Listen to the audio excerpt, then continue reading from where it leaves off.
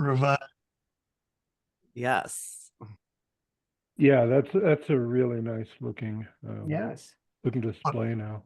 Looks real good. Yep. I can thank Elmer and Rob and Jonathan for that. Yes. I want to add another 3 meters to that antenna again. Yeah. And yeah, I've got 3 different. There we go. Anyway, Yeah. the recording started, so we can go. Okay. Well, welcome to the April 29th, 2025 session of TAPR-HamSCI technical session. My name is Dave, KB0S, and this week I did get my Fubos SDR running thanks to Phil and his good instructions and data. It works just like the other radios, so I was quite pleased. That's about it. And next on the list is Nathaniel, W2NAF. Thank you very much, Dave. Well, the big thing was this past week, Rob and Elmer came to visit me, and I spent the entire week with them installing antennas, and Jonathan was with us there all week as well. And so we now have 3 RX 888s running at my house connected to a DX Engineering mag loop, a DX Engineering active vertical, and an SAS antenna. And so we're basically testing those 3. I still still need to get the rest of my personal space weather station back up, the grapes and all that stuff. So I've got to work on that, but we made major progress. And then we talked a little bit about the tariff situation in the RX 888s, and we're hoping to talk tonight about seeing if we can come up with our own RX 888 clone or something like that. Back to net. Very good. Next on the list, I gotta pop out my list. Okay. Is Dave, KD0 EAG. Go ahead, Dave. Oh, I'm been plugging away. I've been actually spent today and a good bit of yesterday trying to clean up some hardware-oriented repos that I have up on GitHub of the stuff derived from the HF 103 by Oscar Stella, and I have two sets. One that was the original set, and then there's a newer set that I've kind of made from those of more specifically for the purpose of anything that we might want to do. I found that one of the ones I've been talking about, I hadn't made it public, so no one could have seen it if they wanted to. So I've made them public, and but they are by no means really ready for. I need to do a bunch more work to actually test, see if you can pull them down and work with the files again, because they're kind of I found a lot of things that were, I needed to talk to Franco or somebody, and I finally did, but then when I didn't get some of the answers translated back into the files and stuff like that. But those will be more available to anyone who has any interest in the very near future. But that's really occupying most of my time at this moment. So that's it. Over to y'all. Okay. Next on the list, I wanted to call on Michael Howen because he's traveling and let him talk before we might lose him. So he's driving a truck. Where are you now? I am on I-29 about 8 miles from Craig. Okay. And 60 miles from Council Bluffs, head north toward Fargo. I just got done listening to Pink Floyd, Dark Side of the Moon. I had a nice little throwback, you know, to high school. I don't know, I don't do that very often, but that was kind of fun. I haven't done much in the way of radio work though, because we've been out and about doing things. I've got some repairs to effect on the single antenna systems that I have at home. And the DX engineering antenna I had at home, I'm actually transporting to Fargo to install at my mother's house. So we'll have a better antenna receiving there. And then I'll install a third SAS at back in Missouri. So that's all for me. I'll be standing by here, just listening. Back to that. Okay. Well, then I'll continue down the list. Next on the list is Jim, K4BSC. Go ahead, Jim. Good evening, all. Well, I'm finally getting around to this long postponed VLF thing I wanted to do, trying to get into the VLF listening and poking around, just seeing what I can learn. And I've got that NASA amplifier that I've just about finished building. And to read something on it, I've got an RX-888, but I understand it's not too good at those lower frequencies. So I've also got a spectrum analyzer available I can take a look at. So hopefully I will have that up and running by next week. Back to net, K4BSE. Very good. Next on the list is Bob, N5BRG. Go ahead, Bob. Good evening, everybody. I've been staying busy here building a muon detector like the Cosmic Watch that, and I'm building a azimuth and elevation platform to move it around so I can aim it. And hopefully long term, I'm going to have 3 of them running and watch the sun and a couple of other things and be able to try to compare the amount of energy coming from those directions. And other than that, I've got 2 of these RX 888s here that I haven't done anything with yet. And I was initially going to put those outside, but I don't think they're going to take the temperature based on conversation here. So I could make those available if somebody needs more of them later. And just keep that in mind. And that's all I've got right now. Back to you, Dave. Very good. I had one question. Is this the European design or is this your own design of a muon? Well, it Muon started detector? off with Spencer Axion at MIT's design, and then I've Okay. modified it quite a bit. I've set it up so it'll interface with I2C so I can interrogate 3 of them at one time and keep the data offline in a separate data file and keep that running nonstop 24 hours. That's my goal anyway. Are you using that plastic scintillator, the German group? Yes, Uh-huh. Yeah. it's a plastic Dave, ventilator. Yeah. I've Dave never, Whitten, excuse me, Dave Whitten and I have talked about this quite a bit and you've gotten further than we have. Yeah, I hope to publish it all on GitHub pretty soon. All the 3D plastic parts and PC boards. I'm going to do my own PC board layout too because I have modified it some. Very good. Okay. very interested in that. Yes. Next on the list is Clint, K7EOI. Close enough. Ah, Yeah, all those vowels in there. oh, I've been doing ham stuff, but in the past week I've spent camping in Canyonlands, and when I've had opportunity, I've been running Podon CW.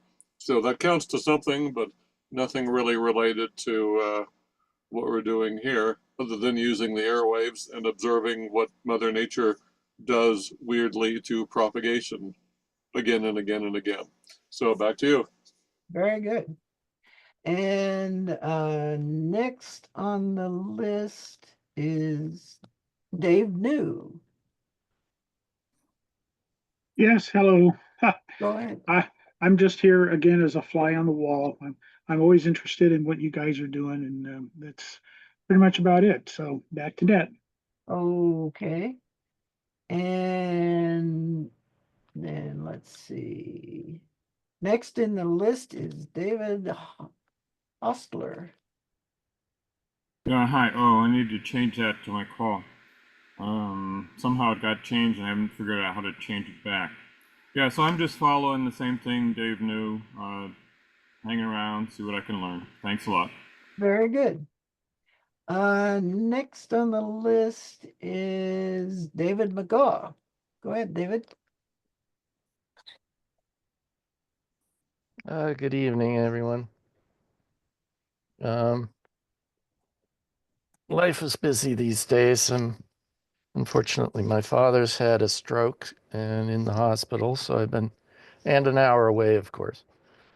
So that's been taking some time, and then stuff at work, changing labs and all that, but also trying to do various ham tasks. HamSCI tasks. We've got a really good um, uh, ham flea market coming up the end of the week, this week, near Fest, which is probably the best in the Northeast, though it's kind of in a bit of a readjustment because we moved sites. But yeah, life is busy and keep on trucking, I guess. And and first ticks of the year. I was hoping that our cold weather was going to knock them down. Oh, well. Well, they survived pretty well. Yeah, they're good at that. But we never used to have them before. You're warming. Yes. Global warming. Your global warming at work. They're building resistance, punctuated evolution there. That too. Okay. Next on the list is Elmer. Go ahead, Elmer. Well, it's been quite a last couple of weeks. So working at Nathaniel's place, I've learned a lot, and I'm hoping I'm showing a lot at the same time. Looking forward to go back and resolve some of the issues. Talking to Glenn, he proposed this, so I can now sweep the Cat5 cable out there. I'm afraid of water ingress as part of one of the problems. We've mitigated a lot of noise. We have a lot of noise yet to mitigate between VLF and HF. Here in the shack that I have, I am using the SAS and A vertical for VLF. And actually, this very moment, I just checked with the charts, both were operating extremely close to each other, phase and everything else. So I endeavored to mitigate noise, ground loops, common mode rejection, all that kind of good stuff. When I return, I'm also building up battery power supplies so we can possibly lift 90% of Nathaniel's, I'm sorry, I keep saying that. Nathaniel's station off the ground and not have any galvanic action to see what we could operate. He did afford us the ability to turn off everything, which doesn't even happen in my house, and locate noise. Surprisingly, his house is quite quiet, except for a couple of the new LED lights that he has. The things that I was seeing with the SAS, I happen to have. Oh, wait a second. I'm going to throw it on the floor. I brought his station back with me, both the shack board and the amplifier I was using.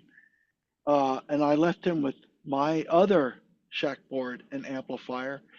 I was trying to locate possible oscillations. In the last 48, 72 hours, whatever, I haven't seen that. So the circuit board that I have here is functional. It doesn't have any issues. I am going to elevate that to the roof.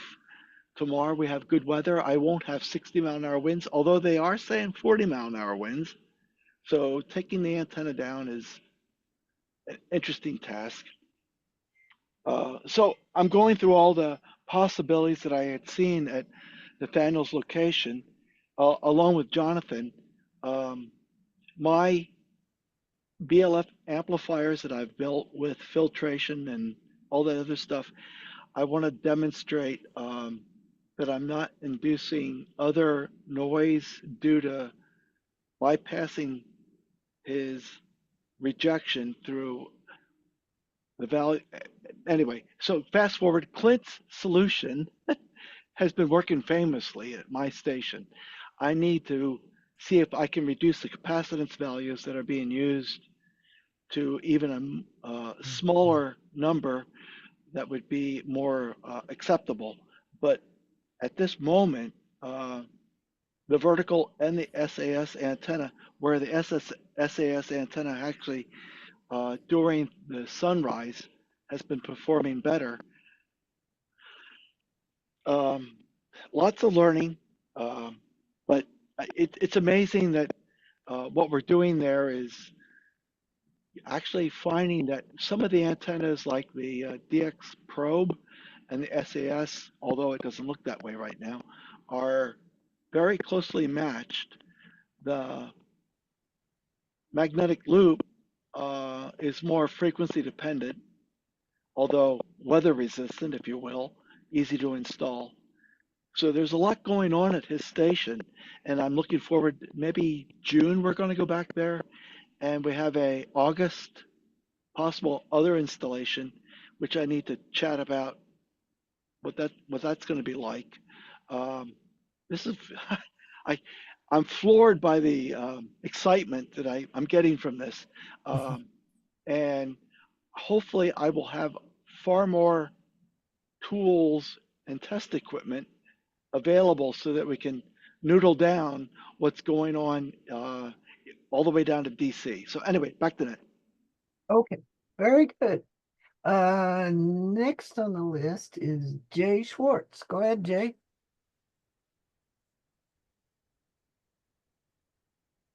Okay, howdy, everybody. Unfortunately, I missed, since HamSCI, I haven't been able to attend due to various schedule conflicts. So whatever's happened since HamSCI, duh. I can say that when I left HamSCI, took the 2-hour drive north to 225 Main Street, Newington, Connecticut, and got a lot of pictures there from inside and outside. And we say that there is gain by transmitter power, there is gain by antenna. Well, when you fire up W1AW, you get gain by call sign. And and being the source of a pileup is really kind of nice. It's fun. It's enjoyable. So I had a good time doing that and got a lot of pictures of the antenna farm up there. Uh, so that's about it, ham radio wise. Personal wise, a couple of weeks ago, I had the privilege of doing something that I have never, ever, ever had the privilege to do. And N8SBE, you will appreciate this. I got to present and speak at the Society of Automotive Engineers World Congress 2025 here in Detroit, which is the largest gathering of automotive engineers in the world at one place at one time. And I got to make a 30-minute presentation on cybersecurity to one of the seminars. So that was fun. So yeah, and and other than that, a lot of other stuff, personal, dealing with a sick family relative who has dementia, and a lot of other stuff regarding that. And back to ham radio, I am looking very forward to later this month to make the pilgrimage to, well, we used to get to Hamvention. So looking forward to that. And hopefully we'll have that eyeball QSO with many of you. Other than that, that's about all. 73, back to net control. Yes, well, look forward to seeing you there. Next on the list is Jonathan. Go ahead, Jonathan. Hi, everybody. It's been a busy week, but a fun week. First, I just wanted to say thank you to Nathaniel, um, Elmer, and Rob. It was great working with everybody, and it was a lot of fun. And probably one of the funnest parts of it is learning from everybody. Elmer and Rob, they have a very unique experience, and I learned quite a bit from each of them. So I am definitely very grateful for that. It was an overall very productive week. Like they mentioned, we got um, 3 HF antennas in up and installed. Um, so the results were interesting and unexpected. Some of it. So the unexpected part was the noise that's generated by the DC to DC converter. But Elmer is going to test Clint's solution, adding series capacitors between the input and output. But we just have to make sure that it does not break isolation, or there's a trade-off with how much isolation is actually broken. Because that DC to DC converter that was kind of chosen based on its quietness at VLF, not to create interference at VLF, and it does a good job of that, but it does create quite a lot of interference, as Nathaniel showed. So that is something that was unexpected. I didn't really think that these were that noisy, but I never actually measured in the HF band before. So that was one of the interesting things that I learned from Elmer in his testing, and then I actually got to see it firsthand. As soon as I turned on the VLF active antenna with either my test box or the backend processor box, that noise was present. So that is something that needs to be mitigated. The other thing that I found, which I expected, and some of it unexpected, was that the DX Engineering antenna with the ground rod and the loop actually bring they radiate mains harmonics that come in from their feed lines, and they radiate it where the VLF antenna actually picks it up. So you can tell there's an increase in mains harmonics. And what was extremely unexpected was that the SAS was actually radiating quite a bit of mains harmonics, actually quite a lot compared to the other two. And it's a floating antenna. There's no earth ground connection. I didn't think that it would actually radiate that much, but it radiated quite a bit. So we were doing some testing, and we used isolation transformers on the signal, and that actually worked quite well on the SAS. The issue is that the power itself is not isolated. So once we connected the power, even though we were using the isolation transformer on the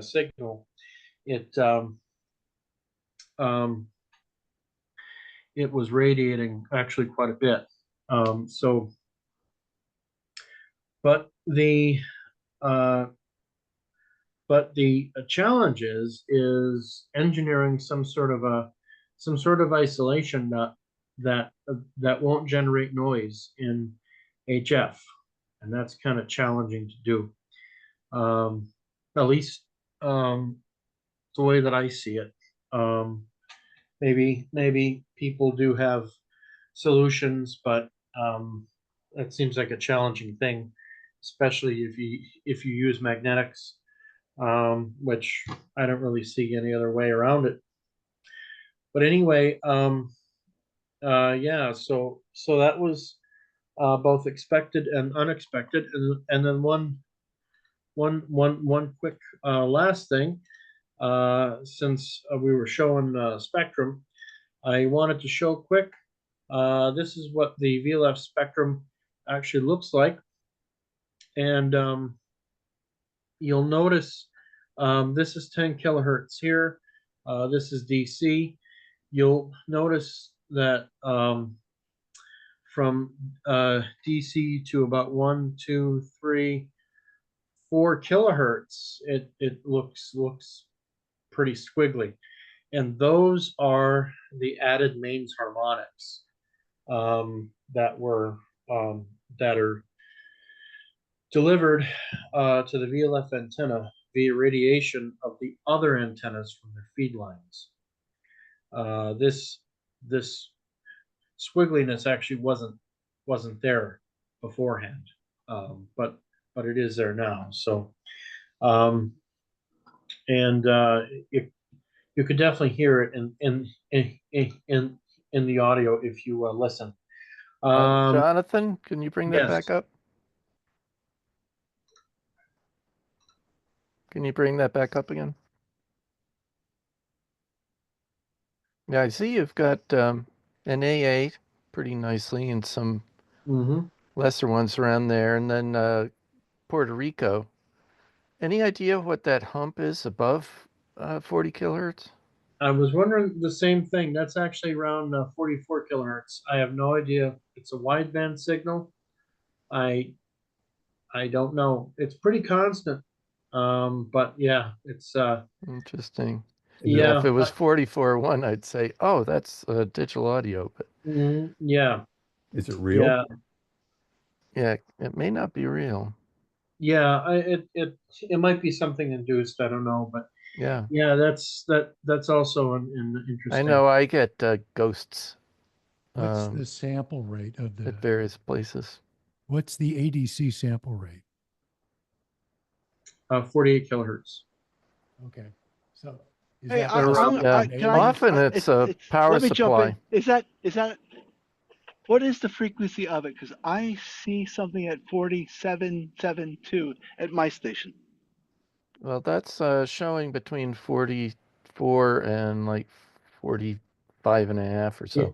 Yeah. 44. Okay, Wait a so minute. keep How are going. you seeing this that the sample rate's only 48 kilohertz? Or 96 kilohertz. Oh, thank you. Okay. Excuse me. Yeah. Yeah, I'm not sure what this is. That's Not alias down? Huh? Could be. Not alias? I'll just throw out there, a lot of times that's computer power supply kind of stuff because they do spread spectrum. Yeah. They But spread anyway, it out. I mean, if the center of that is exactly at half the sample rate, that's basically your DC stuff around DC getting aliased, isn't it? Is it possible to demodulate that and using amplitude modulation and check for our mains frequency components? Yes, it is. I would do that. That would really draw the power supply. I see it wiggling a bit, and so I bet it's a free running switcher. Yeah. So if you see if you see a signal that you don't understand, demodulate it in AM, and then even if it's seemingly unmodulated, and run it through something like Spectrum Lab or Spectran or Argo or any number of things. And Just see. listen to it. Oh, yeah, usually you Just can just tell listen by to it. listening to it. Yeah. Also, it might not actually be at that frequency. It might be on the other side, just above 48 kilohertz, aliasing down. Yeah. I mean, your filter ought to be cutting off by then anyway. You must have an anti-alias filter, right? Yeah, these sound cards often have an anti-aliasing. Well, it'll have that, but unfortunately, they usually use half-band filters, which are only 3 dB down at Nyquist. So they will have some response Now, above. one thing that does concern me, I just brought up our receiver in northern Utah. I am seeing quite prominently a German MSK station at about 23 kilohertz. And I think you should be seeing a lot more than you're saying.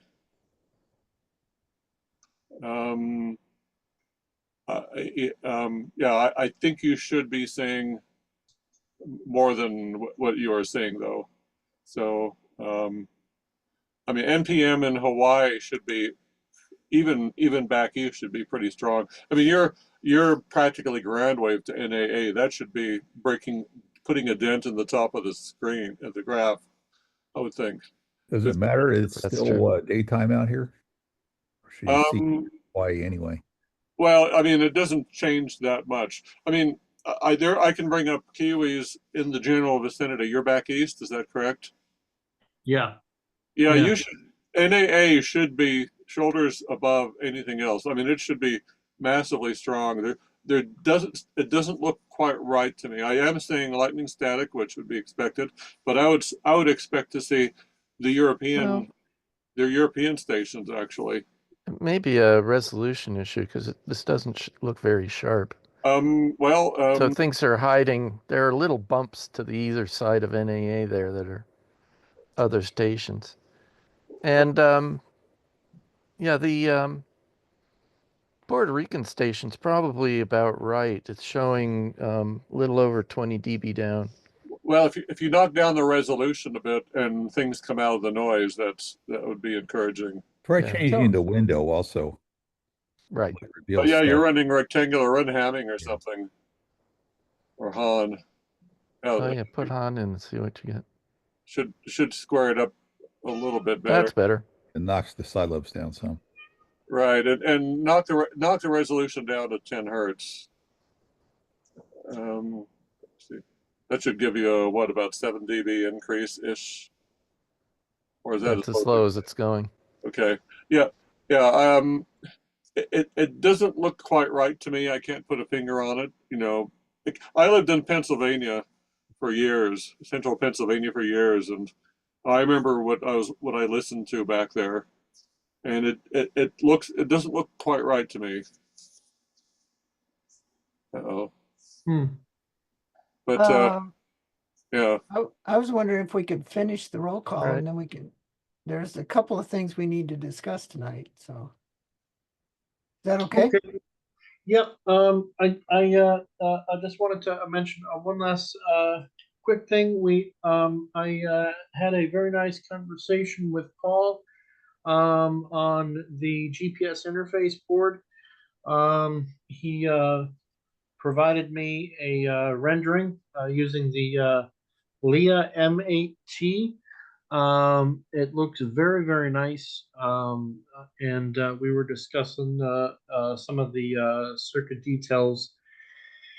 And I provided some information on parts that I wanted to use to him and other information. So we were also discussing that, and just time at the very end we could discuss that. That's all I have. Back to the net. Okay, next on the list is Mark, NA6VI. Go ahead, Mark. Yes, good evening, everybody. I was on last week for the first time as just a listener.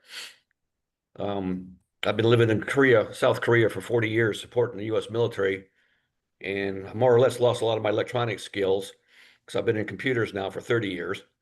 So I'm trying to get back into it. I just become extra a couple years ago, fighting the Korean legal system, more or less, trying to get my license so I can transmit over there. But got really interested in watching some of your videos about the personal weather station. I'd like to build one.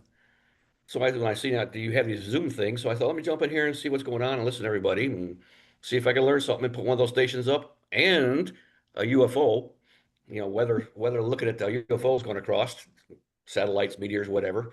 Yeah. So I just bought a house over there. I got a nice, 2,000-foot square roof, so I can put all kinds of antennas now on my own because my ex-landlord wouldn't let me do anything. Well, very good. I'm glad you were able to check in. Thank you. Yeah, well, I'm in Detroit right now, so I'm here for 8 days on leave, taking care of my parents' graves and stuff. So Okay. next week I'll be back in Korea again. Okay. Well, we'll keep watching for you. Okay, really appreciate it. I should also, hey, I'll jump in there. Hello, Mark. How are you? I'm Nathaniel. Yep, I see you a lot on videos. Yes. So one of our collaborators, Hyomin Kim, he's at NGIT and he's one of the co-investigators on the Personal Space Weather Station project. He's from South Korea, and he also has some active collaborations with Korean scientists. So there might be some interesting crossover there. Okay, is that the gentleman's down like in Daegu, I believe, Daegu? I'm not sure. Okay. So the Koreans that I know working on this project are Hyomin Kim. He's a professor at New Jersey Institute of Technology, and then we also have another collaborator that we're just starting to work with. Her name is Yoonhwa Kim, and she's a scientist down at the Princeton Plasma Physics Laboratory. Okay, but these are all back in the States here, not in Korea. Yes, but Okay, they have ties to Korea. So either a family over there, or and Hyomin has scientific collaborators over there, and so he's involved in what they call the Korean Automatic Geophysical Observatory, or KGO project, where Korea is putting these automatic geophysical observatories down in Antarctica. So he's a regular collaborator with them. Okay.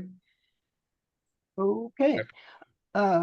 Next on the list, we have Paul, WB6CXC. Hi, Paul. Yeah. Hi, good evening, everybody. Yeah, Dave, sorry for missing that Saturday meeting. Yes. I was, well, I'll try to make it up.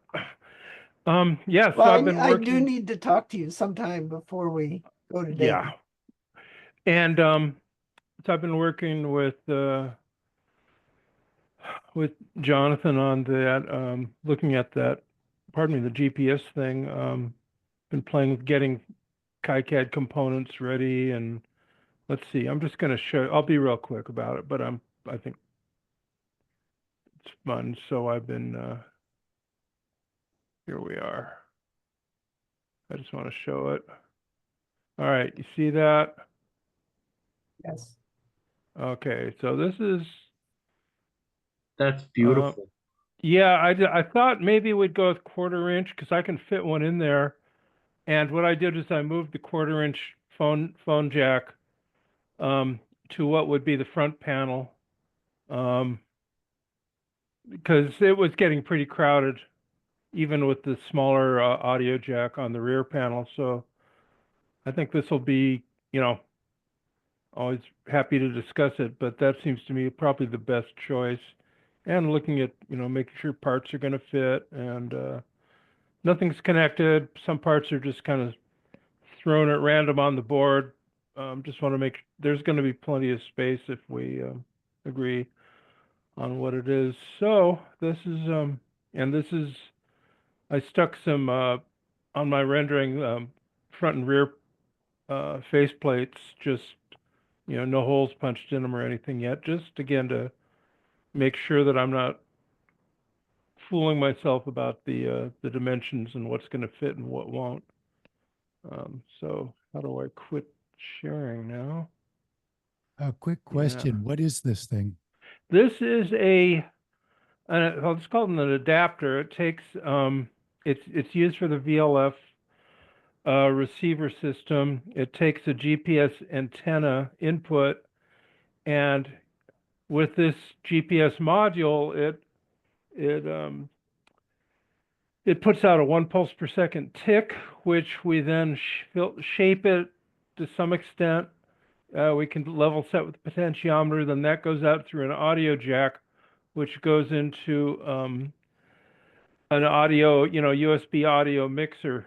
And also coming out of here is RS-232 NMEA signals and a pulse per second signal directly into the RS-232 connection, which also goes to the computer. So that's used for time synchronization with the VLF system. And it's got some LEDs for status, blinking lights. Everything's got to have blinking lights. But Jonathan can certainly talk more about the VLF receive system, but this is an adapter that gets the time sync signal into the computer, so it, when things arrived, when things happened. Also, used for lightning, localization and all that. So there's that. One other thing I've been doing, and I'll be quick here, I believe.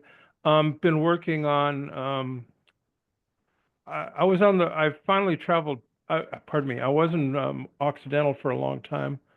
Now I'm back in Friday Harbor. And, well, okay, I won't show you yet. But I've got a new filter preamp that works at 6 meters. Clint, you and I talked about using the new preamp what was it, MAV, whichever one, the one I wasn't using before. And I'm really, really happy with the way it came out. So, darn, okay, here we go. Clint's on the phone right now. Yeah, no, it's all right.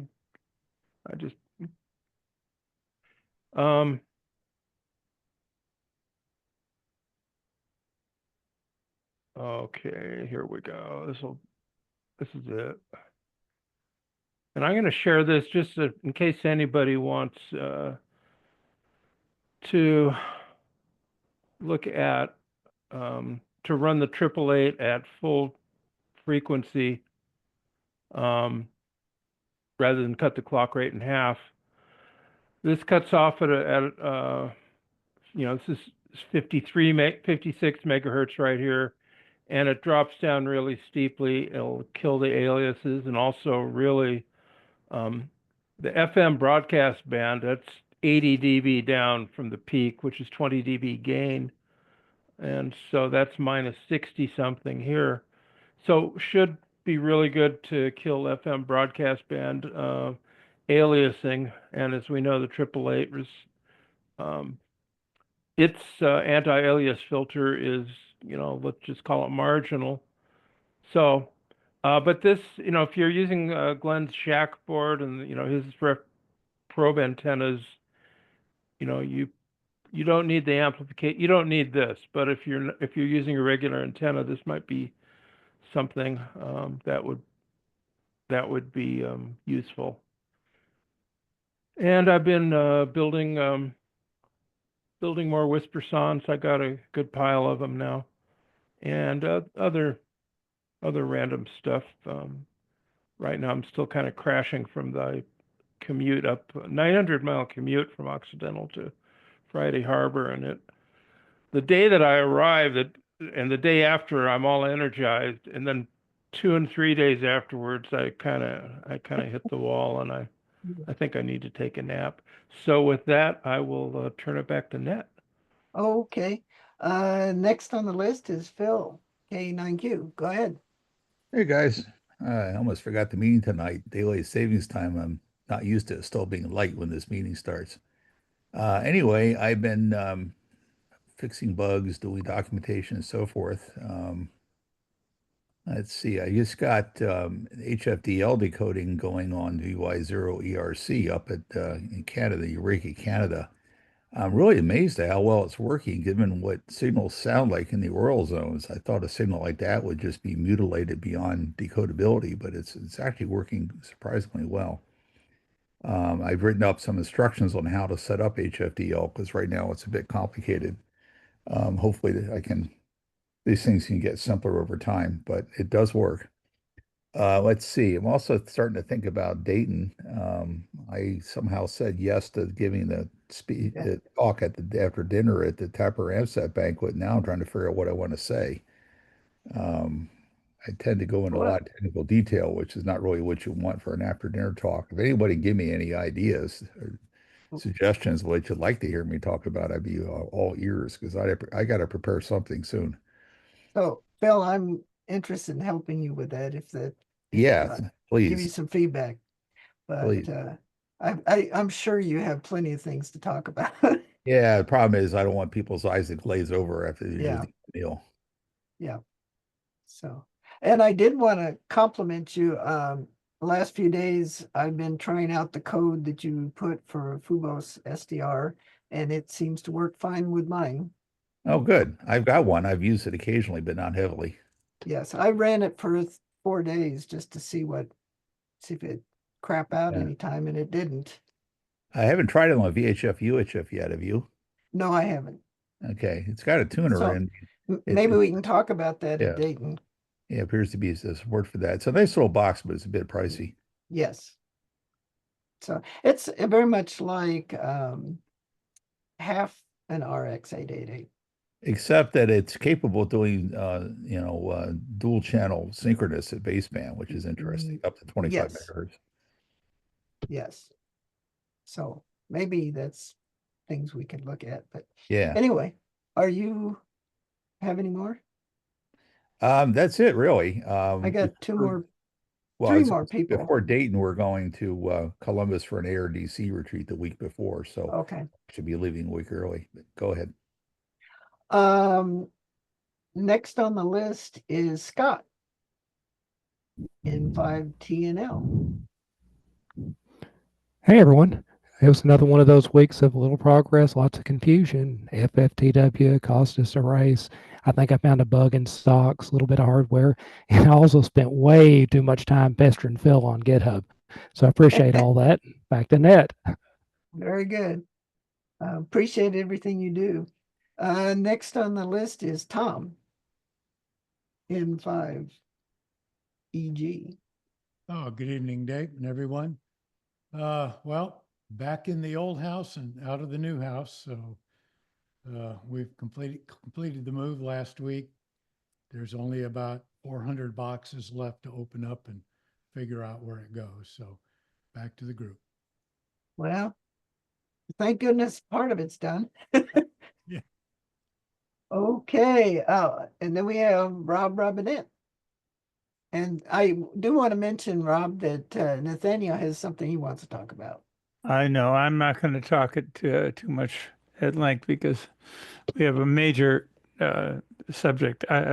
Briefly, other than the trip to Scranton, which Elmer has described, I think, I've been working on fixing some problems in Whisper Demon. I've also incorporated a new version of K9Q Web that Wayne and let's see, WA4G or somebody added some more controls and an S meter.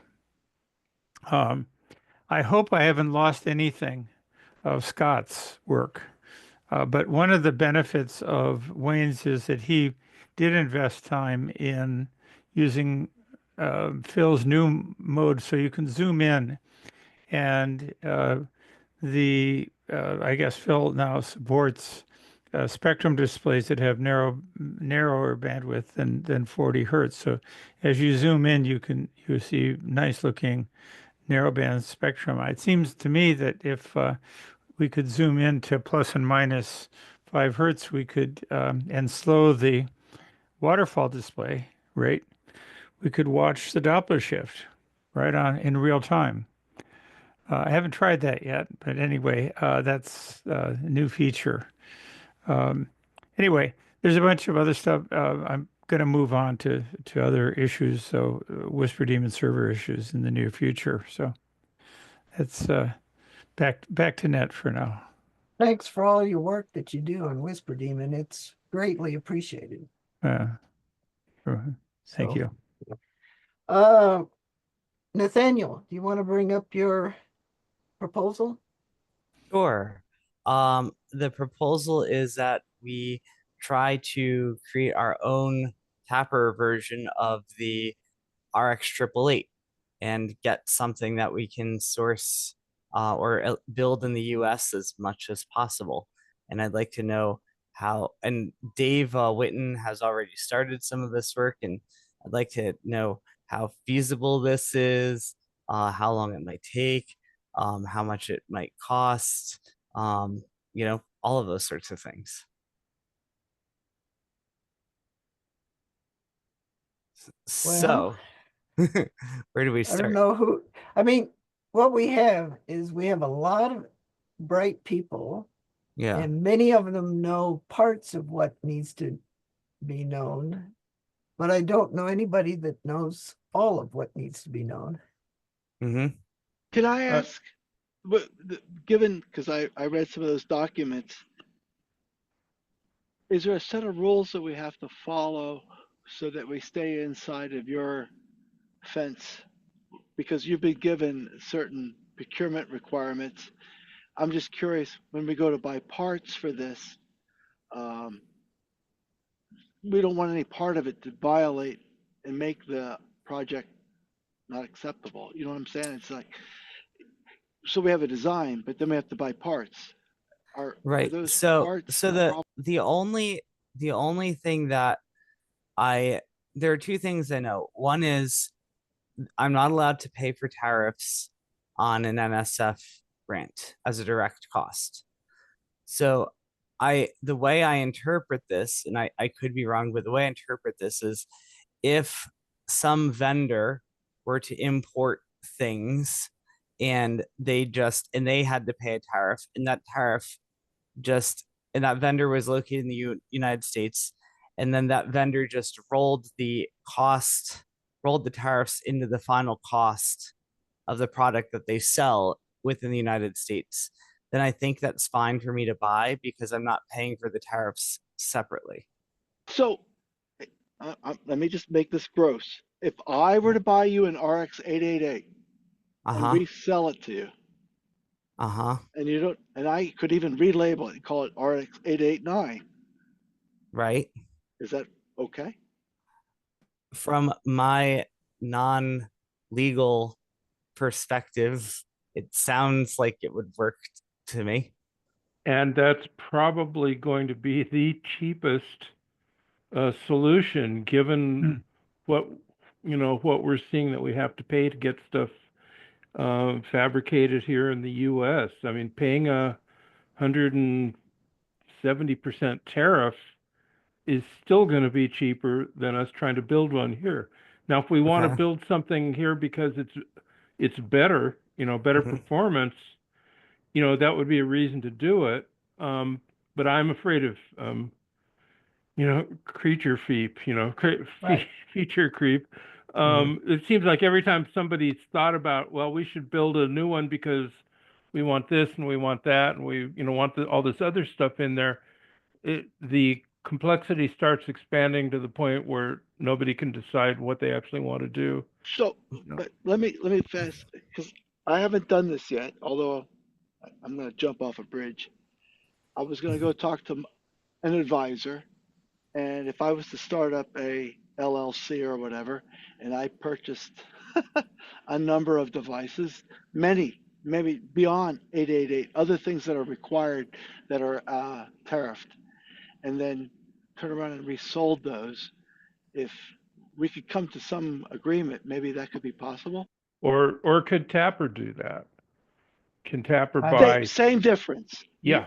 Tapper doing it, me doing it, whoever. Just Tapper's already got the legal. I don't know. I don't Well, think there's Tapper's also constrained. I don't know there's a about lot of this. Well, why don't we let's put that aside for a minute and let's just stay focused on I'm just very curious about this whole building and designing route. So first of all, regarding the feature creep, I think the thing we should first try to create is one that is as kind of as minimal as possible. So one that, we now know what the ARX 888 can do. And in fact, we know that there are certain things in the ARX 888 that we don't want. Yeah. We don't necessarily need the VHF. I think Rob talked about getting rid of the bias T in there. So there are actually features we don't want. So what if instead of adding features at this point, we just created a more simple version that basically just replicates what we have, but has only those basic things that we need. Isn't that basically the HF 103? Yes. Is it? And Yes. that's what I have been is there. looking at for, well, almost. There's even some stuff in that you might not want. Right. And then there's some things you might want to put in, or just, just one it's all- question right up front, Nathaniel. We had talked about doing a 2-channel. I'm presuming at this point you would just want a single channel version that basically does the same work that the RX 888 does for us. Yes. And I've it's a been- matter of choosing. I think the USB interface chip, that's a given. That's like the heart of it, so to speak. We'd have to choose the A to D converter. The converter that's being used in RX 888 is quite expensive here in the States. And so they're clearly using a Chinese version of it. That may be a problem. There are lots of other A to D converters of that ilk. And then we need to make decisions on what sort of front end we want to put on it. Any gain changing, any of that, and then figure out what frequency response we want to design it for. Right. I would also like to see that we put connectors on that people like Paul could build other gadgets that connect to easily.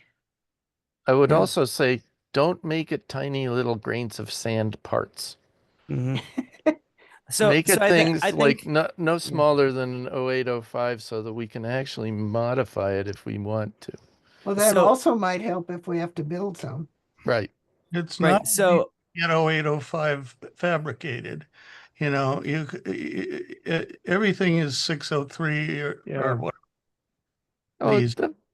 People use whatever you specify. I don't know.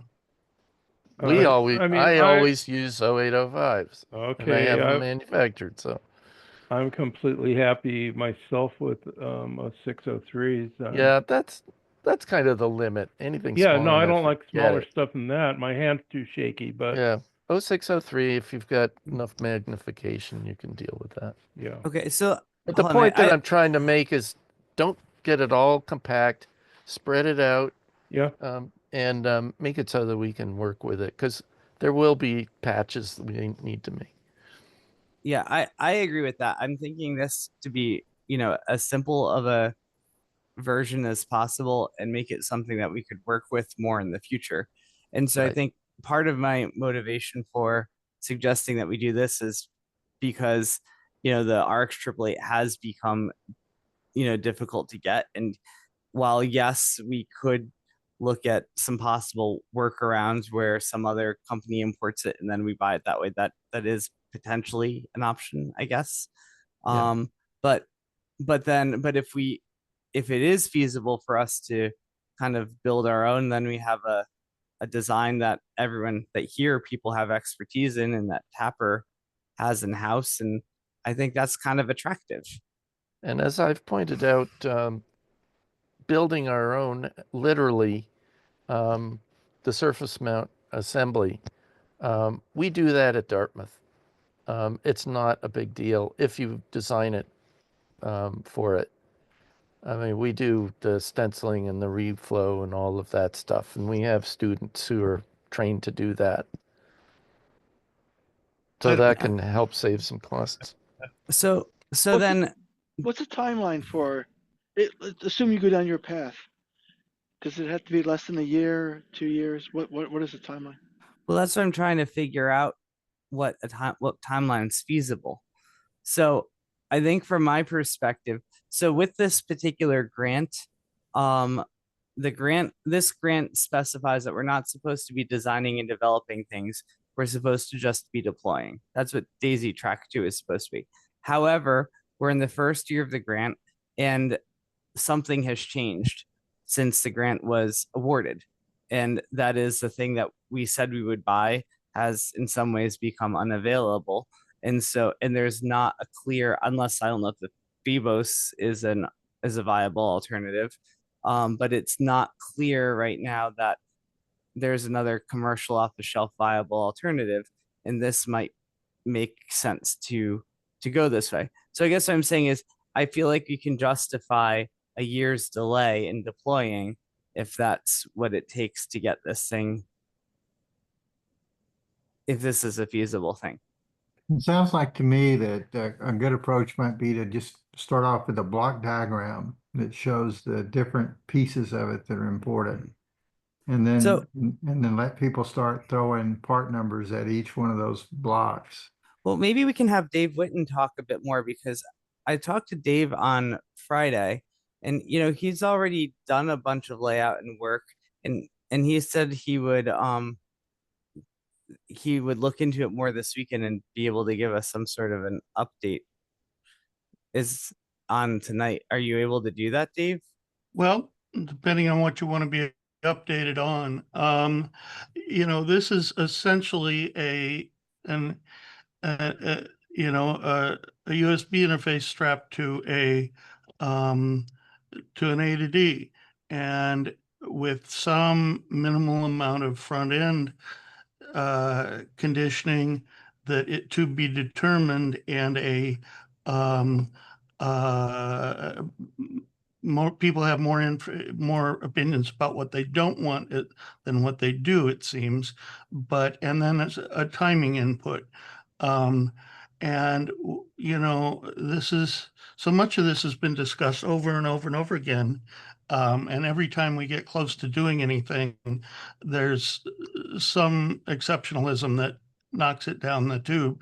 And it's become kind of frustrating, I gotta say. I've been trying to make a very simple, clean, minimal, and unelegant KiCad kit that someone could, people could take and throw things at. But it's really a very minimal amount of, it essentially is a block diagram. And KiCad things usually end up doing kind of a block for the hierarchical layout of these things. Who was it?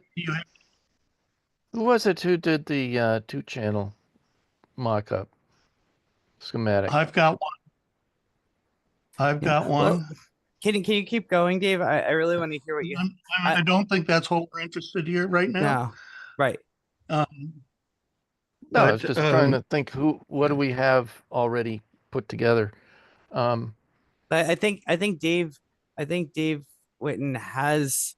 I really want to see what Dave Witten has, because I understand. So Dave, you need to send that around. Yeah. Well, I've done that a few times, but yeah, but I'll do. Not in a long time. We need to be updated on it. Haven't. Well, I've been trying for a couple of days to clean up and make some changes for that purpose, but really, nothing of any consequence has changed, because nobody's ever provided any concrete notion of what to do.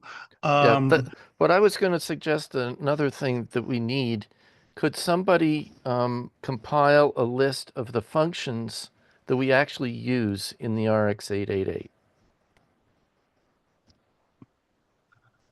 Can't argue with that, but I can't do that. That's probably more from the software guys. So I was going to say, is that a Rob interface to the 888, what he's calling and utilizing? Exactly. What are the functions that we actually call?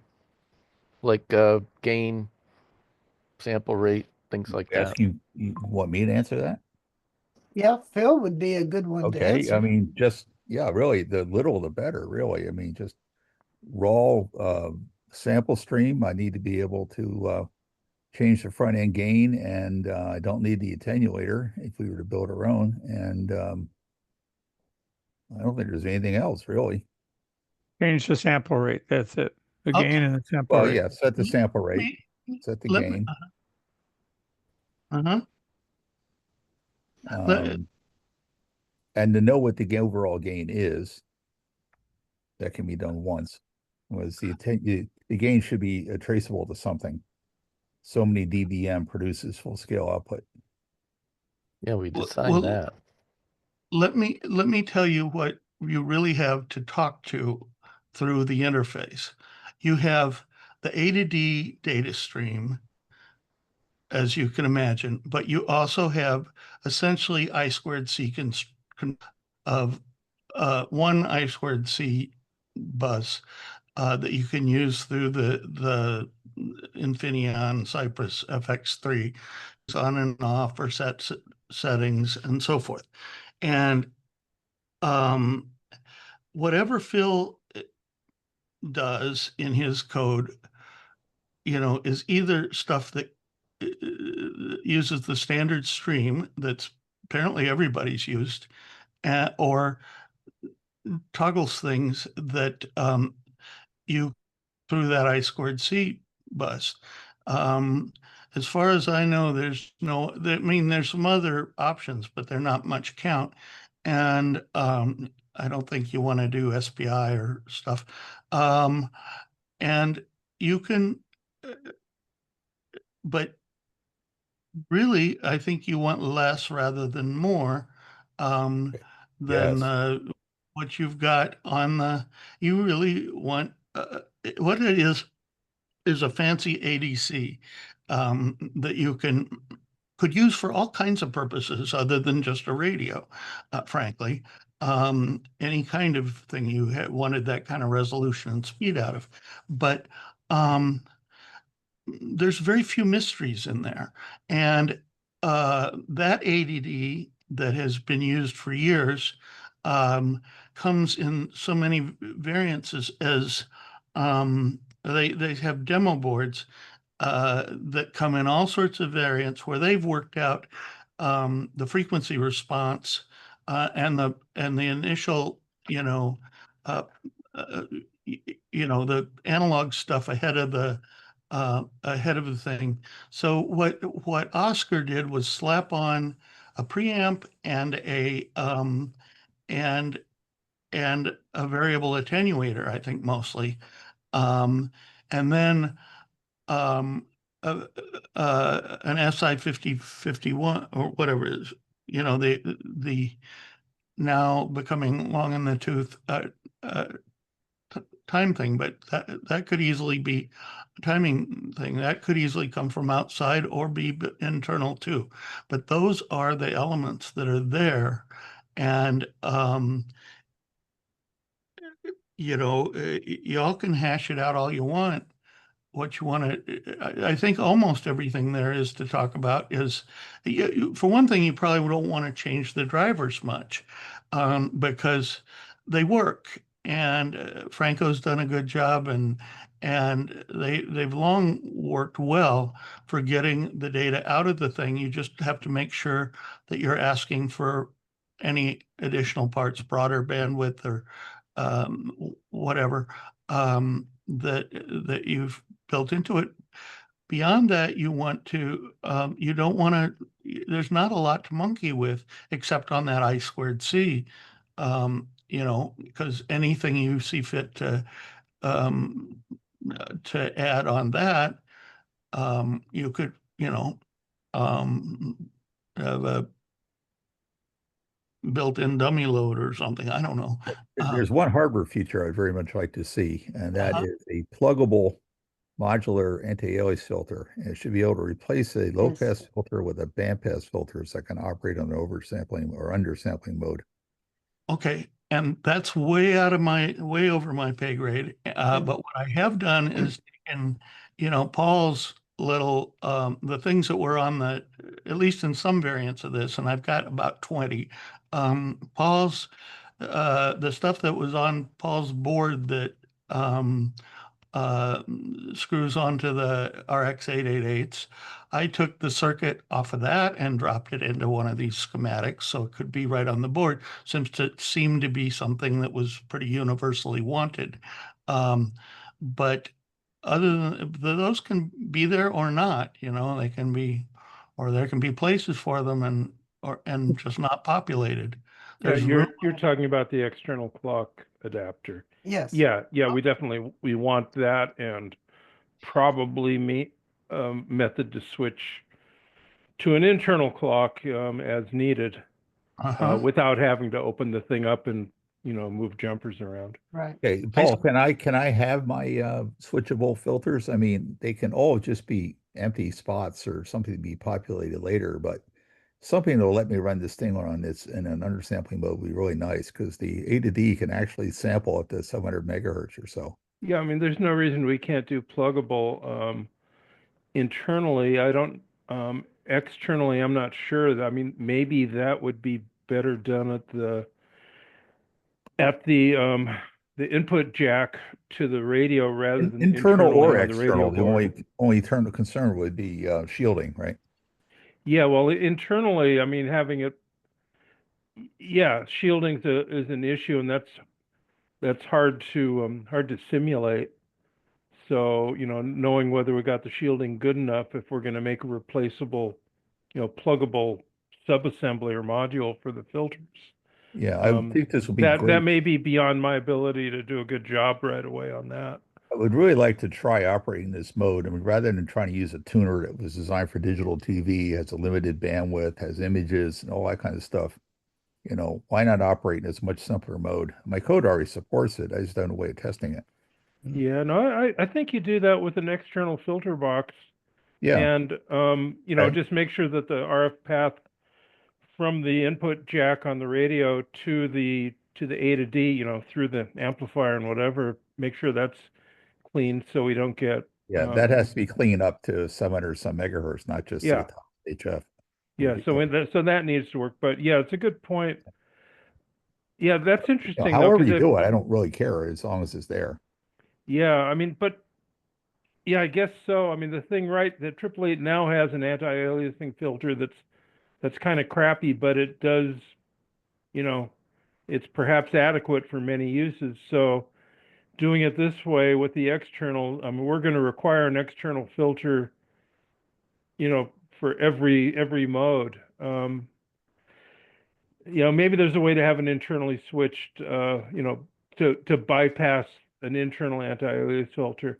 And these are details that we can, we should throw on the list of It's what a we pretty want and what we fundamental don't want. feature. I don't care if it's internal or external, as long as it's possible. It's a pretty fundamental feature. Yeah, it's just if you do the external bandpass filter, above Nyquist, that means you can't have an internal low-pass anti-alias That's filter. correct. That's correct. So, Just means that the okay. input path has to be clean at 700 some megahertz. Yeah. Or the sample bowl How important is a switchable filter for Nathaniel's application? Not switchable, just, you do it once when you set it up. I don't have to Yeah, I do mean, it. we could certainly artwork a basic filter topology on there, and you stuff it how you want it. But you can also, could also separate this and say, here's our A to D system, here's our filter.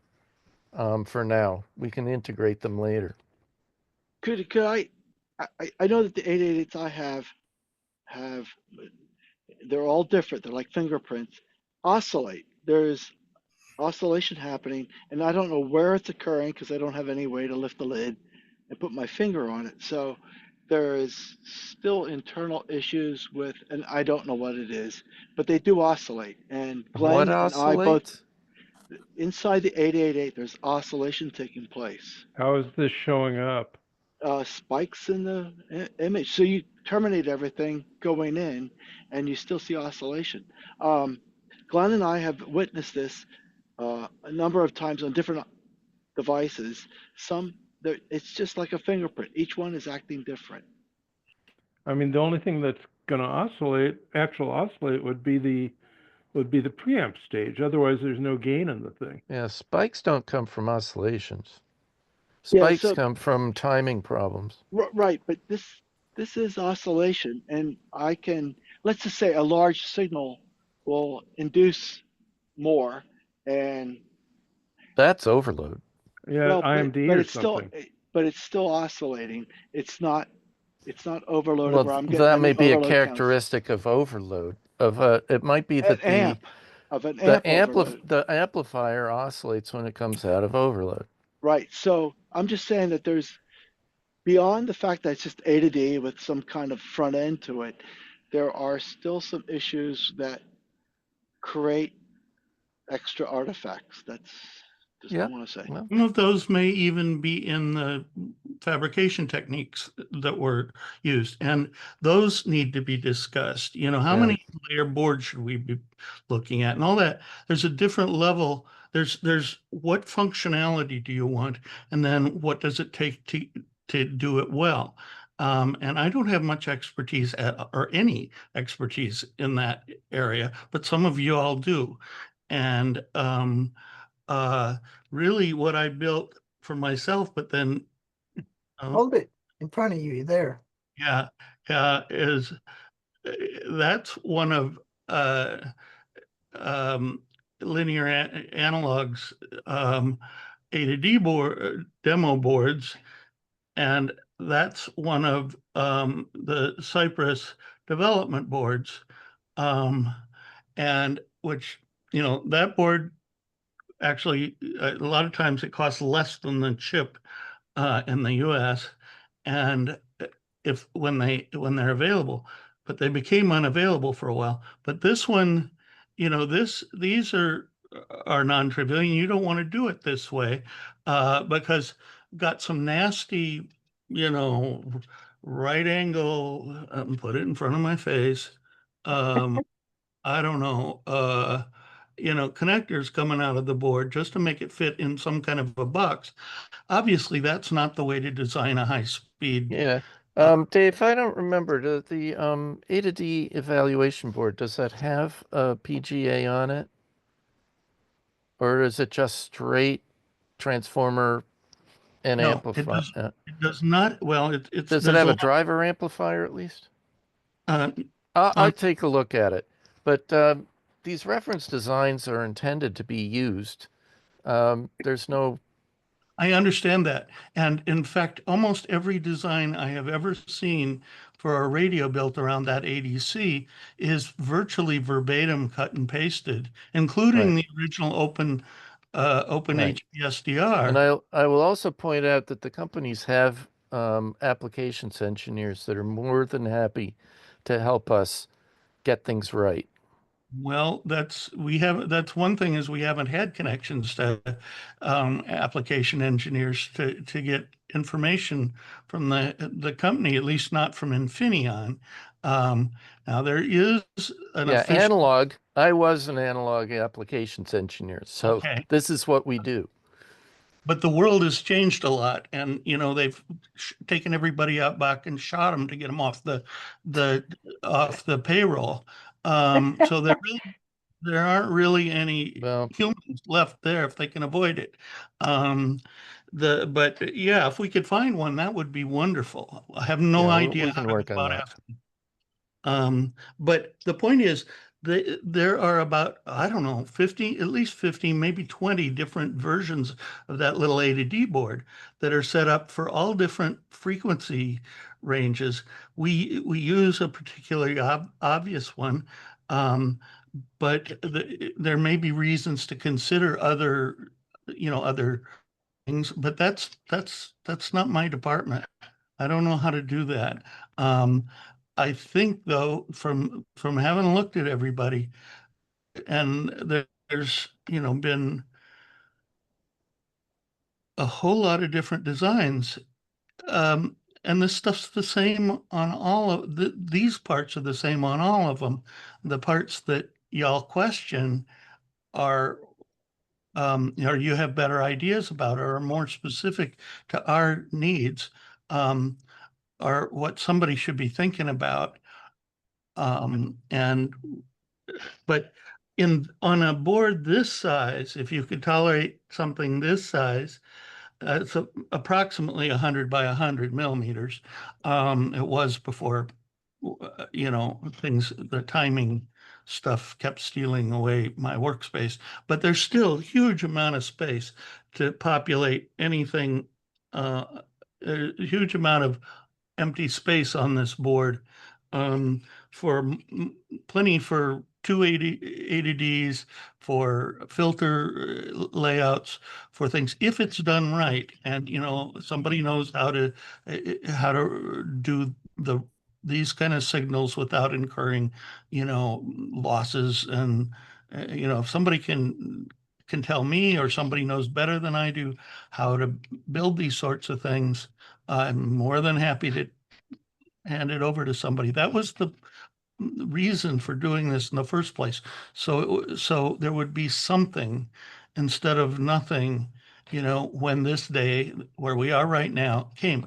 I also have, while I'm ranting, I also am highly unsure, just like everybody else in the world, about where things are going to go in the next, if you're talking about a year, I think we're probably at the lowest ebb, would be my guess, in terms of the ability to think of how we would get this done. I suspect some things will loosen up one way or another. I would almost guess that even what fab capacity there is in the US right now is being, nailed down by big customers. But I don't know, who suddenly want to get something done before, in the near term, and have these same kind of problems. But things could daily. Um, my gamble, they will get better rather than worse from here, though I don't think we'll ever be very happy with them. So I don't know how anybody else thinks about it, but if we start with where we are right now, we can adapt to the changes as they come along. So Right. I have a question for Nathaniel. Mhm. Can you envision a set of steps to move forward? Like Like a yes, working group? a working group might be good. I think, I'm so Dave Witten seems to have the best, start of all of this, of an initial layout. I mean, if you have that, Dave Witten, where do you think we should go next? Well, I would like to work with someone who's done a good bit of KiCad and has a little bit of time that they can go to thinking the overall, what stuff should be thought about early. Because my KiCad projects are particularly inelegant, and I don't like designing footprints and things. This is something that makes me crazy. Yes. So So are could you I- asking for someone to do it? Yes. So I'm asking, could we help me. There are a lot of us who have experience with this. Yeah, but you have time. I've been forcibly retired. Oh, well, okay, Well, that's good. And Bob has been very helpful in the past, and Paul has some expertise there. I don't know. Elmer had his hand up. Well, I was Yeah. throwing in there that I know Glenn and 6GN Yes. does want to be involved in the next generation. So he's busy right now. I think he's back Tuesday. But if we could get him information of where we are at this point, I'll ask him to look at it. He worked for Hewlett Packard and SAS and all those other things. So it would be interesting to have his feedback as well. I'm just throwing out there. Sure. And actually, somebody who's sitting quietly listening to us is Tom McDermott. He has a lot of expertise. I don't know if he has the energy. It's something I'd like to be involved in. I've been looking at a multi-channel version, and so I've been spending my time studying the FX10 part.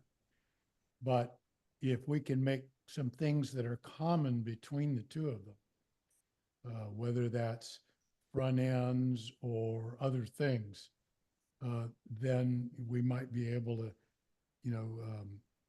accomplish a couple of objectives in one take. Yeah, I'd like to see us develop at least a set of specs that we want to design to. Having to do with gain choices, noise level, frequency response, things like that. And then we can look for parts that will meet that. So just for reference, the LTC 2208 is available domestically. It is $100 a part. But we knew that. It's not our worst problem right now. That's No. actually a good bit cheaper than it was a few months ago. And then it is from Analog Devices. I know that they do negotiate. And this being a scientific educational project, we may be able to talk to them. The other person that might be important to get involved here is John Ackerman in terms of timing. Right. Yeah, we should have him involved with the timing side of it. We should, but we don't want to go back. That's at least as far as I'm concerned. I mean, I really like working with John and I really like his expertise, but that's why I stopped where I did. There was always going to be another piece of this that would directly attach, that was going to be the clock components. And I have never heard another word, about that. One of the ideas that I had with talking with Paul is designing this thing to be flexible so that you could build other parts and attach them without a huge amount of rework. As long as that flexibility doesn't cost us the ability to get anything done. Yes. No, it won't. Yeah, I guess I'm a big fan of the less flexibility, the better. Decide what you want. Oh, I and always get it build done. flexibility in. What? You Okay, always Well, want it. there's flexibility and then there's flexibility. I mean, But ability to break it at certain points. Well, you all have But this is all design philosophy. We need to talk about it. What's wrong with this? What's wrong with the Oscar Stella's HF 103 design? The main thing is it's in some it's not available as a cab, I don't believe, at all. Are the And parts all available? yeah, there's not, that's, or at least they were. What we got, 6 months ago. And so if all the parts are available, and it essentially does the same thing as the RX 888. Yeah, for our purposes, the stuff we've used out of the RX 888. Well, I don't. So what you've been doing, Dave, is that you just have been trying to put that into KiCad and lay it out, right? Right. So right. And So I mean, Dave has built one board but not populated it. right. So why don't we? I hear all of this discussion about like specifications and things like that, but we already know that the RX 888 is what we're using right now. And if this is essentially the same thing, just simpler, why don't we just do what's there, like Dave's trying to do? And that's what I was trying to suggest, is that we start there and then see what we want to modify. Yeah. I don't see this as a one and done. It's like try it and then see what we get. Mm-hmm. Well, I hate strapping together development modules and hoping that nothing wiggles. So this was essentially uh, the base, most minimal functionality that seemed needed to do that stably between the two development boards. I've got 4 more of these boards. I have never powered it up though, because partly makes me nervous. And I don't know, you know, I like thinking about things, but I'm get kind of So nervous. what outside, Phil, Scott, Rob, and Ed, what would they have to change to actually attach to that board?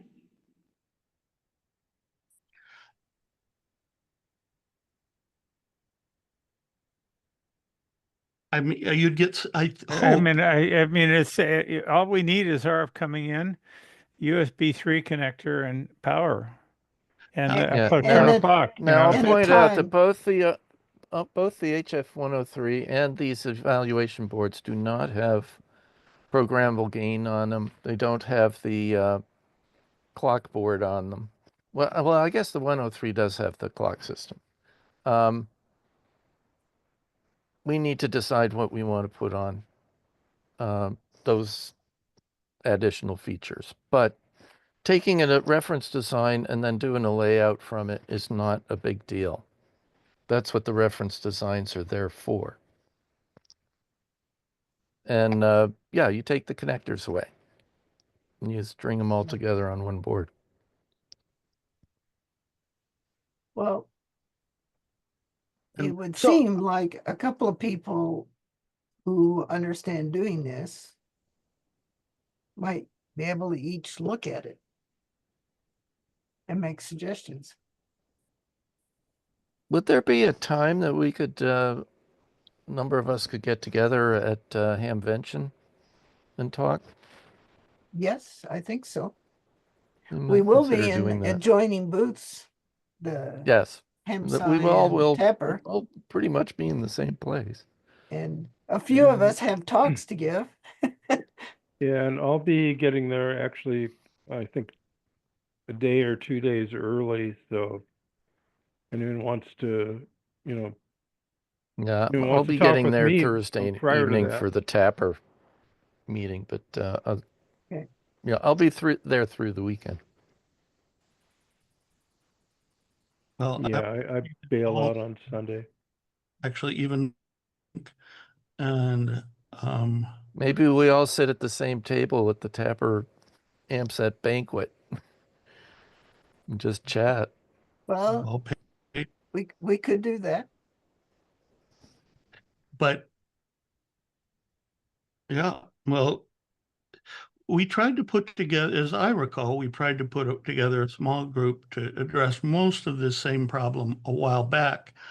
But that was more Tom and Franco and me and uh, uh, uh, and Paul. But Franco and Tom had some serious moving to do in the meantime. And really, we focused mostly on, since we had no burning mandate, we focused more on next generation based, which hopefully on the 13th I will officially announce for once and all, because they're having an online webinar about it. Infineon is, but we don't need to do that. We can use the ones that we got. I would start with the FX3 and Right. the 10 Sure. can be a future thing. I agree. Does Yeah, anyone Nathaniel just needs a single channel right now. We need to develop that so we can build we it. can leave a spot on the board. Actually, from talking to Franco, in order to make And- this a dual and just to be clear, Franco will be at Dayton. Yeah. Well, for a little bit. For a little bit. No, Well, we from should catch him when he is. Is he there Friday or what? I'm pretty sure he'll be there Friday. Mm. I don't know. Dave? I'm tired of trying to get through the noise. The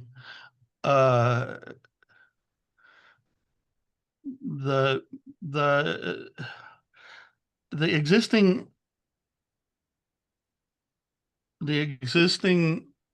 FX3, as I remember, I think my question to him was about how do I hook up a second AD to it? Because it can get more data out of this than with certain limitations just with the FX3. Once you have the FX10, life is presumably much easier. But and there's a lot to be gained by adding a small FFT or FPGA. But there's room for all of that, and there's room for footprints out for all of that, whether we use them or not, and throw them away later. That can all be done, but if everybody disappears in the next, what is it, 2, 3 weeks, and we don't end up pursuing this to some next step, it's just more wasted work. Okay, who's in charge here? I mean, this needs a project lead who is not afraid to call people and make things happen. That's what I just told Nathaniel. Yeah.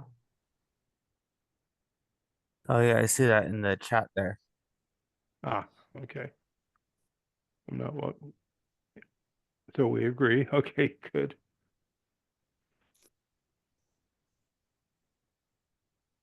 I don't think I have the credibility to do it, so I'm not. Well, I have been a project manager. So do you want to do it, Dave? I would do it.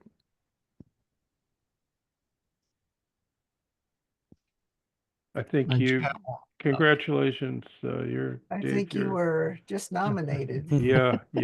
And you hear the I've train coming. I've done this before, but I think there's enough of us that want to help to do this. So you need to use all the help available. Right. There's a lot of expertise here, but we need to bring the cats together. You need someone to distill this down to, I'm sorry, the minimum viable product is still, if we're on a schedule. Yes, that's what Nathaniel needs. I think that's what we need to focus on. But Dave, you are a project lead now, so that's kind of your call, I think. With, collaboration with others. We'll all help you where we can. Right. Well, we need to collect together, as I say, what designs do we have, starting with the HF103 and what Dave has done, which thank you a lot, Dave, for pushing that ahead. And then we need someone to come up with a set of specs that we want to design to. Like I say, what are the features that are being currently used in the RX-888, so that we know what we need to put in there. Yep. So, and I think Rob this first and Phil one is and maybe kind Franco. of a minimal. Yeah, I'd propose it something as simple as saying you ought to be able to drop this thing in place of an RX-888. Right. And have all of the software not know the difference. Or at least be able to tell the difference. It would be minimal changes, like gains may be different, but you would know what your gain set was. I think Tom had a really good suggestion there, is make it as close as possible. Yeah. Right. Well, that the helps reason with a I lot say of- that specifically is we've got problems with the PGA that they chose. Yeah. In the RX-888. We might be able to find a better one. I think that's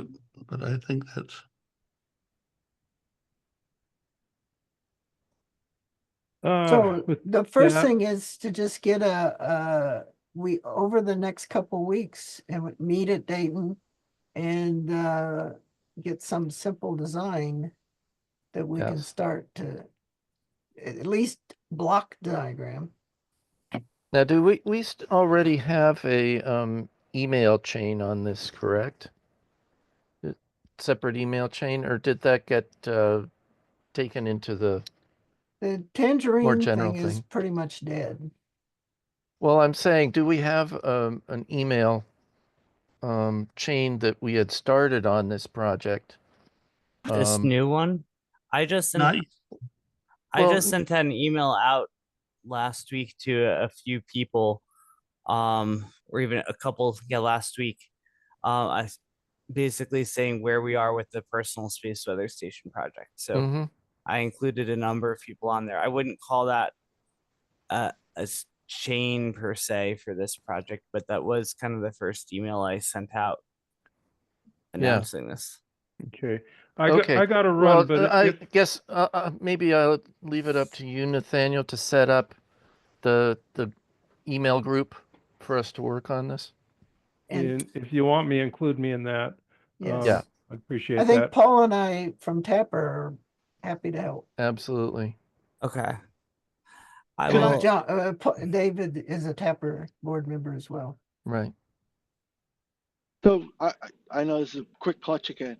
So how does this impact future installations, including the XE station where we can't buy 888s? I'm just curious.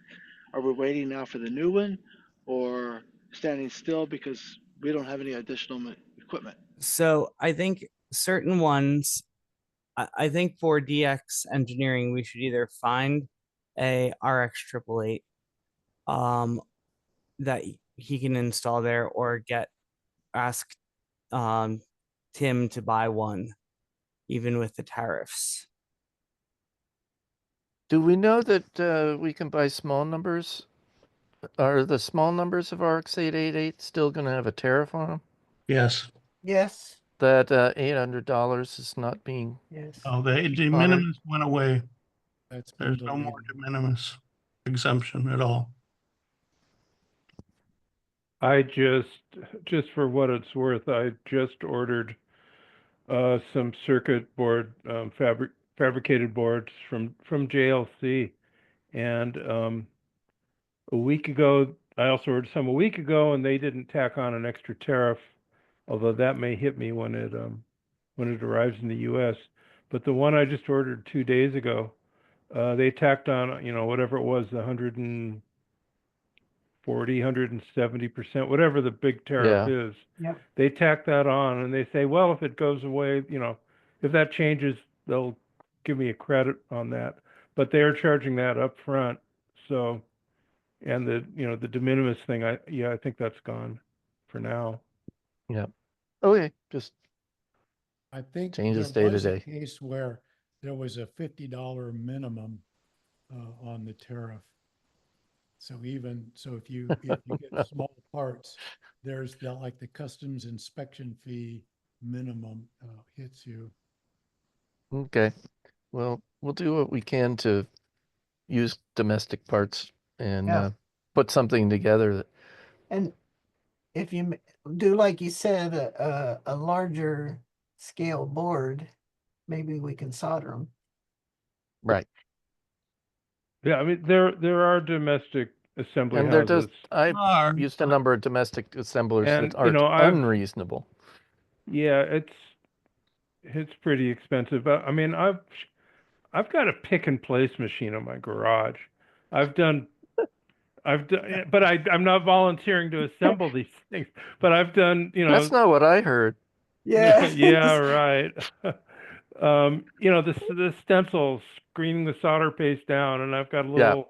little Well, oven that so small boards I've done, and Yeah. I will. Yeah, But and as I say, we do that here at Dartmouth. We've got our students set up with a pick Yeah, and place but and all that stuff.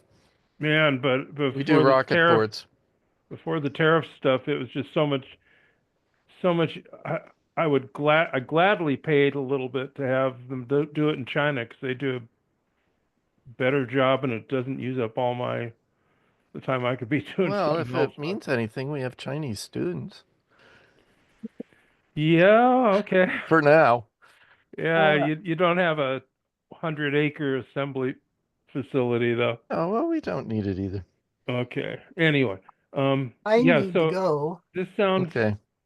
But- like it could be really fun. I still if it's still probably going to be cheaper to just have somebody buy the damn things, pay the tariff, and then resell them. Well, the real trouble is that might solve Nathaniel's problem, but it doesn't solve a long-term problem. Well, Right. We maybe. want to have our own. But Paul, we could do long-term. that with our own design too, if we could settle on one.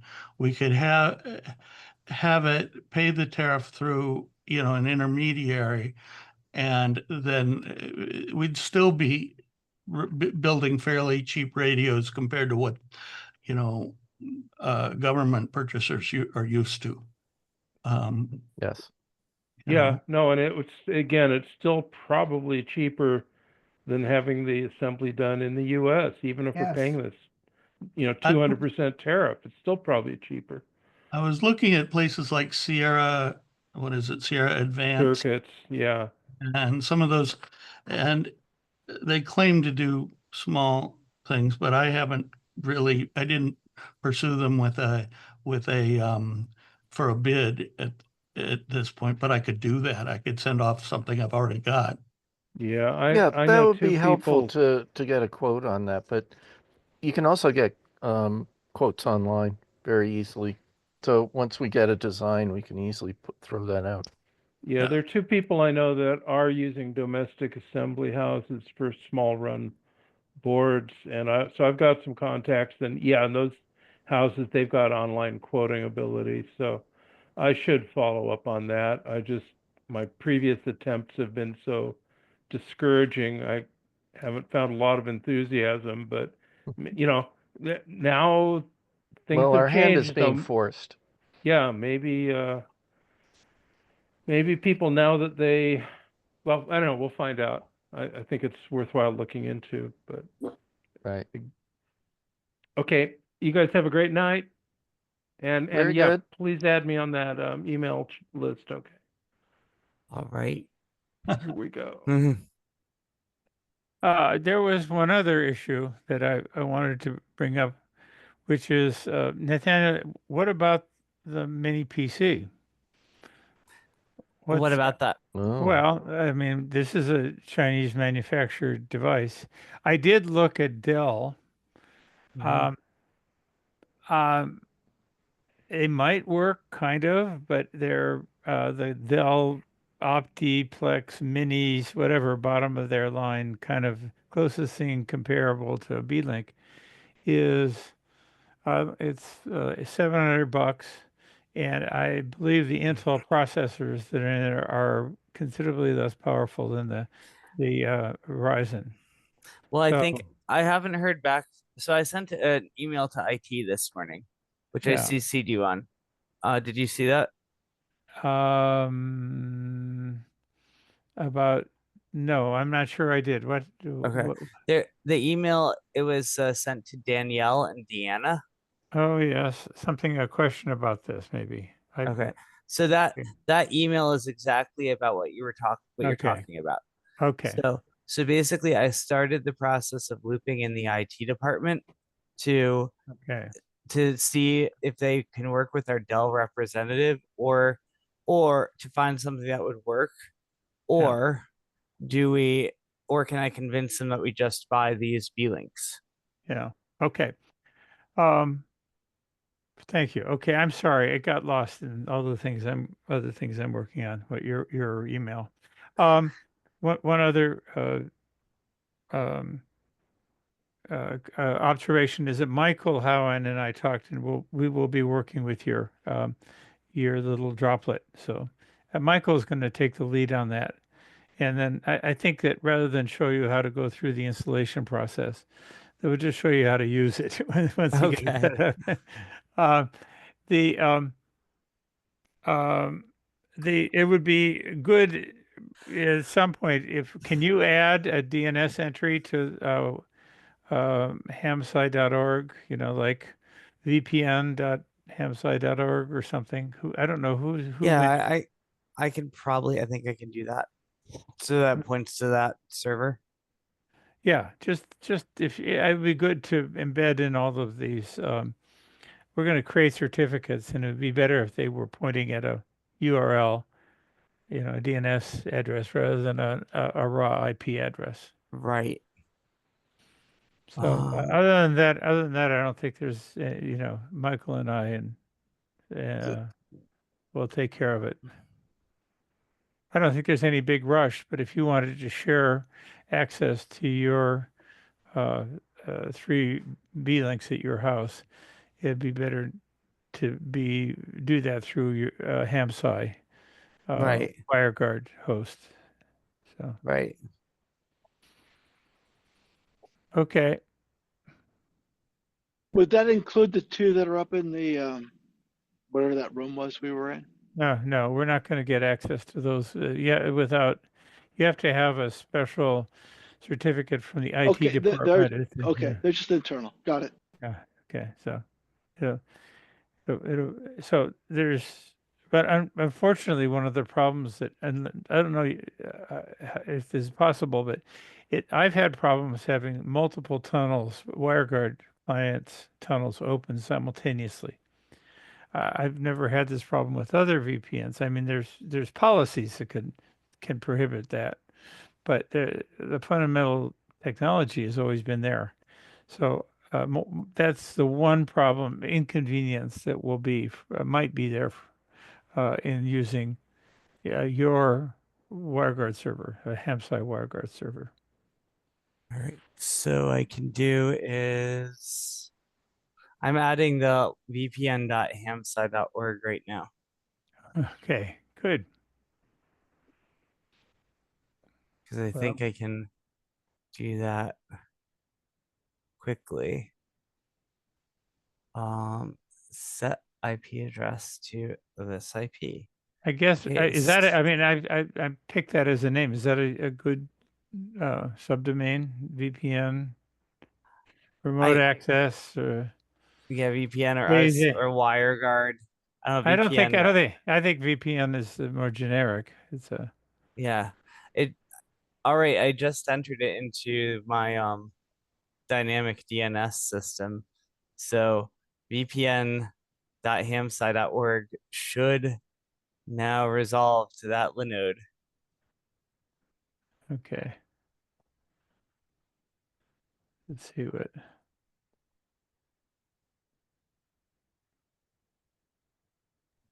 I'm going to drop off 73 all. Okay, good. Yeah, it resolved to something 45, 33, 89, 151. Is that? I don't. It's supposed to resolve to 23.92.20.151. It's okay. It's not resolving. Yeah, it's resolving here. Is it? Yeah, so it got through DNS pretty fast. HAMSCI.org, right? Yeah, vpn.hamsci.org. Resolves for me 23 does something. Okay. Yeah. I don't get the 23 out here. It's, yeah, 23.92.20.151. Yeah. Well, I'm using the VPN services out at KPH. Let's see what happens let's see what Comcast. Note the time to live is only 15 seconds. So each time we resolve, it's going to have to go out and do it again, probably. Yeah.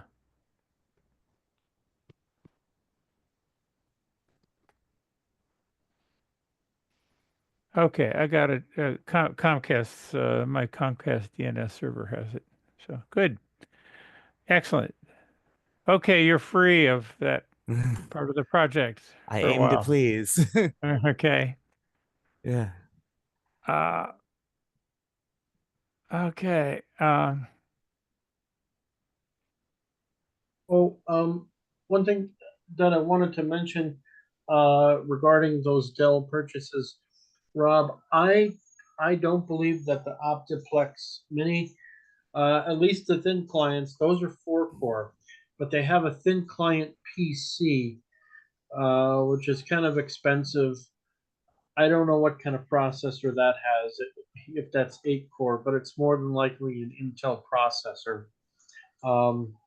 And I also spoke to the person that was going to hopefully order it at the University of Scranton, and they told me that they couldn't get the price that I was looking for because I was looking for about $150 per unit, and they said that they couldn't get that price with Dell. It's probably going to be around $400, $450 per unit, which I don't want to spend that much. So I got a quote for the older version of the thin client from another supplier. The older version is discontinued, and I haven't gotten an answer back if they could make that purchase a third party and not Dell. Jonathan, Yeah. what are you running on that computer? What software and environment is it? And So it's running Debian 12. It's not running any GUI. VLFRX tools, GPS daemon, NTP. I guess the background of my question is, couldn't we run Whisper and your software on the same mini PC? I mean, is there anything that would? I'll let you know tomorrow because I am going to do that. Okay, good. And that would There, be yeah. There's no that you can definitely run everything on that one PC, but I'm gonna need a hardware serial port. yeah, that's sure. Yeah, you can't do that through a USB dongle. No, there's too much latency. That's why that Paul he added the RS-232 port to. Yeah, okay. Well, then that might not work because I don't think any of the there is the B-Link has a PCIe or whatever it is slot in it, so I don't, but I've never probed it. And mechanically, it could be at best awkward to try to do that.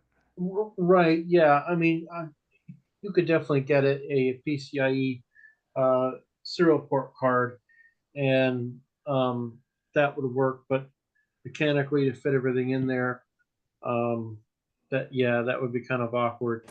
But as far as Dell, their thin clients are just 4-core, and they're all Intel. But they have the option for a serial port if you need one. Yeah. But their Optiplex PC might be different. It might have a faster processor. I'll have to look up. Yeah. So USB to RS-232 won't work? It will, but it introduces too much latency for NTP.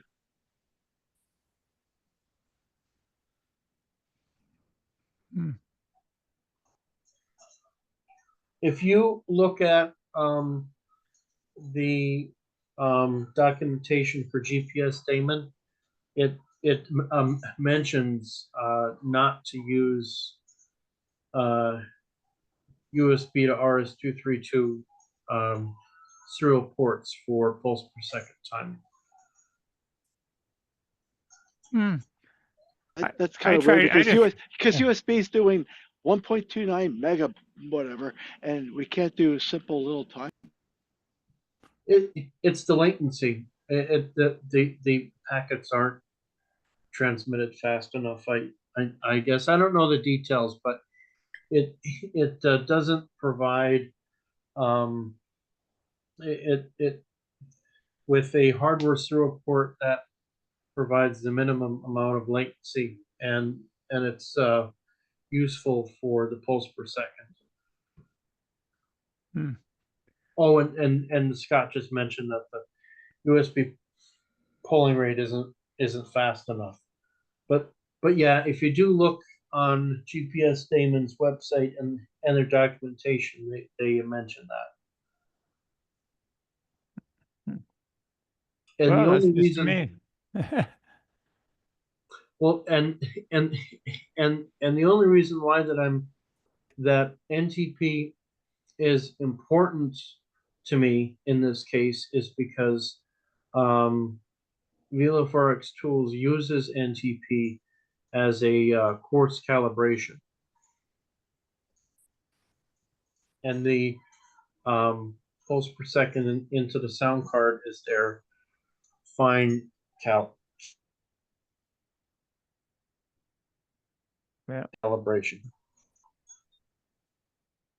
Interesting. Okay. Well, I appreciate your problem. Scott Newell says USB polling rate isn't fast enough. That said, I've had good luck running pulse per second over a USB adapter. It's better than no pulse per second reference, but not as good as what Jonathan needs. He's going to have NTP pulse per second and a pulse per second reference on an audio channel. Yep. Thanks, Scott. Yep. Yeah, that's exactly what I'll need here.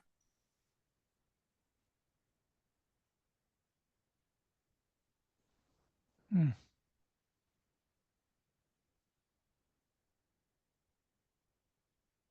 Okay. So I need a computer that actually has a serial port. I can't use the current i9s or B-Links that I have. Well, you don't.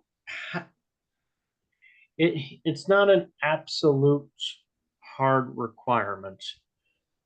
But for the sake of timing accuracy, it would be better if you had an actual hardware serial port. If you're also doing the PPS reference in the audio channel, why is it so important to have the PPS through the serial port as well? Because the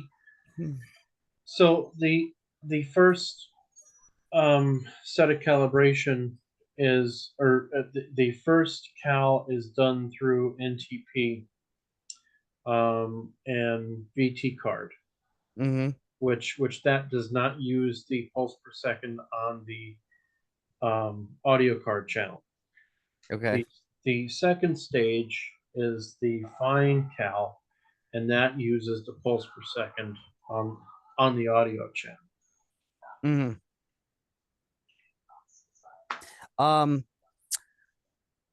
So, but if you're doing this two-stage calibration, do you think that even if you had some error with the first stage due to USB latency, by the time it gets to the second stage, do you think the first stage would still be close enough over USB?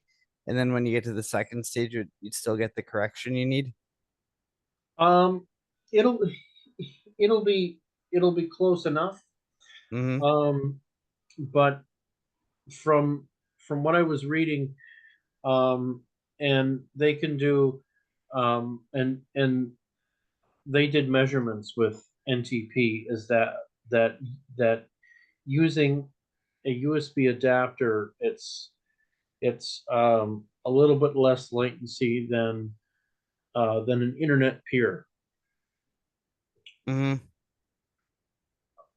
So at that rate, you're saying by using USB adapter, you almost don't even bother having it at all. You might as well just go over the internet. Right. Yeah. Yeah. But okay, but even so, like you're doing that second correction with the second stage. When you have that second stage using the audio PPS, will that fix things up even if you have those, some errors in the first stage? Yes, it will. But the but it it gives you your most accurate your most accurate timing if you used a hardware serial port. So Wait, you said how this, if you have the pulse per second on the second stage, does it, is the final result really going to be more accurate if you are using the serial port, the hardware serial port? for lightning location, it is. Yeah. It like for those situations where you need really fine accuracy, and like I want to try to get this to the point where we provide an offset based on the pulse that we're feeding in. So it just gets it it it just gets it to a more sweeter spot if you use if the first stage uses uses NTP with a hardware serial port. It might sound like you're that we're almost shooting blanks, but it does make a difference. Yeah. But the good thing about this is that these sound cards you can plug into any USB port. I mean, it would run on the B-Link. It would definitely run on the B-Link, but you'd only be stuck with internet peers on your NTP. Is there any other way you could route a signal into the B-Link that is not USB? Well, I could get a PCIe serial port adapter, which basically gives you a hardware serial port adapter. But in terms of like the hardware fitting it together, I don't know how it'll be. I don't know how that'll work. I haven't played with the B-Links enough to know if that would work. But we can get. It could be possible to get a hardware serial port, a PCIe serial card. Where does that go on the B-Link? I don't know. I would have to take one apart, but Rob mentioned that there's a PCIe slot on the. Well, there's one of those micro PCIe, so or an NVMe slot, which is PCIe, but I don't think it's. I doubt there's a serial port adapter that would go inside utilizing that port on the B-Link. I just don't. But Help me with, where is the communications coming from for the RS-232 that is required to be this? I'm missing a part. I don't know where the serial I think he's communications talking coming about from. the one TPS. It's probably carried on a modem control pin, and the timing of that is going to be delayed by Oh, the okay. timing So of the USB they're just subsystem. toggling one of the like DTR or something like that. Yeah, that the idea there is to minimize the latency, right? Because it's just hardware. You don't have to wait for a frame or even a byte to be sent. It's just immediate. But if you It's send an through interrupt. USB, yeah, if you're going to send through USB though, you got to wait for the whole USB subsystem to do something, and there's time it takes to send a message, and there's probably synchronous sliding delays and so forth. So it'll work. It'll just be the PPS will be wrong. Right. Jitter. And Ethernet won't provide any extra help here. Well, Ethernet's a little faster. I mean, probably Ethernet's better, but only because the bit rate's higher, but it's still going to have latency. Yeah. There's not really like an easy way to get a pulse per second into Ethernet. Well, this is the reason why NTP works the way it does. It actually measures the round trip time to the other end and assumes that the true time is halfway in the middle. Mm. That's how NTP works. I don't know about PTP.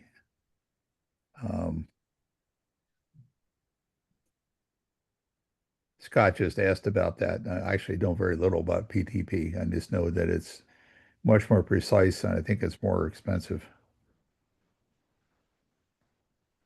I know there are flavors of Ethernet that carry a timing distribution. I think it came out of CERN or someplace like that where they really needed very tight timing.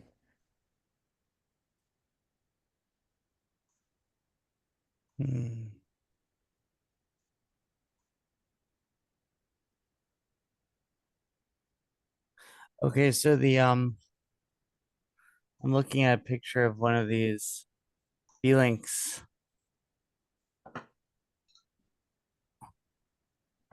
So there's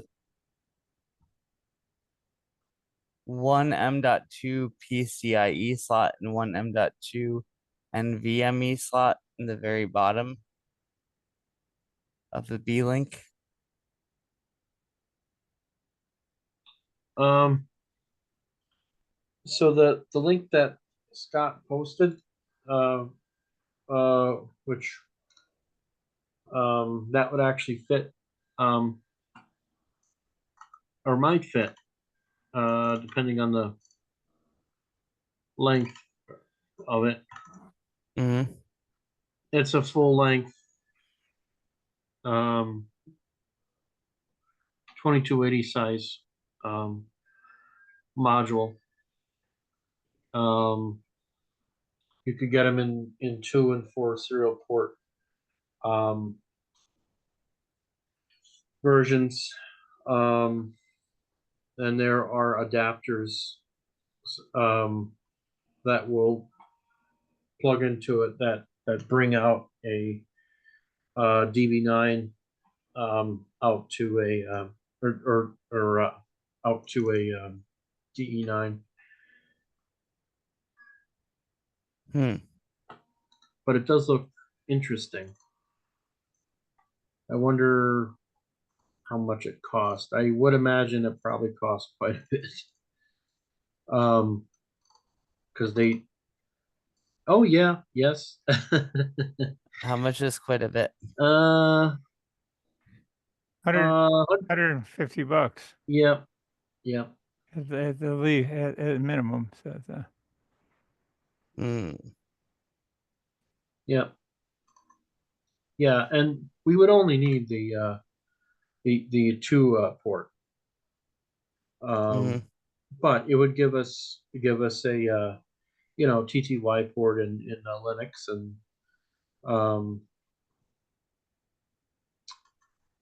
they have okay. And they have DB9 adapters. Mhm. Gotta add that. Another 30 bucks. Yeah. I mean, it's not much of not really a cost savings, probably. It's How do you get that out of the B-Link? I mean, I've got 2 of them, and where are you going to feed it through? you'd have to snake it out somehow. Who knows? Yeah, I agree. No, it's going to take Sawzall. Yeah. Yeah. Yeah, Dremel tool. Yeah. I don't. Yeah, I don't think there's any like part in the case where you can do that, and it doesn't really show what these what the adapters look like.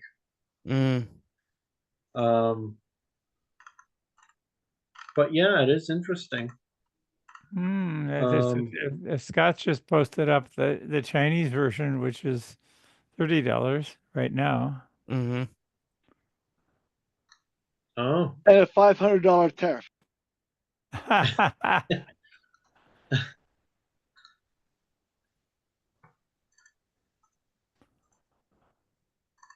Yeah.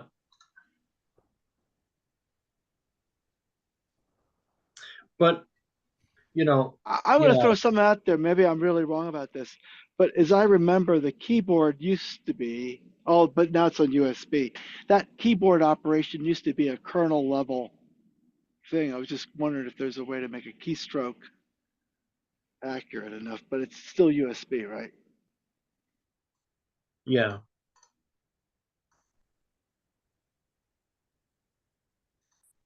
I think one of the other problems is going to be software, because if you get the PPS coming in from some random place, the NTP software probably going to be like, what? Right. Yeah. You need the Linux PPS driver to actually see it, and it's kind of limited with its support. Obviously, it supports GPIO pin input on single board computers like the Raspberry Pi and hardware serial ports on regular PCs. That's really it. So you're kind of limited with what the Linux PS driver gives you. But these cards would work because it'll give you a hardware serial port, but yeah, there won't be a nice clean way for you to put a DE9 on the back of a B-Link.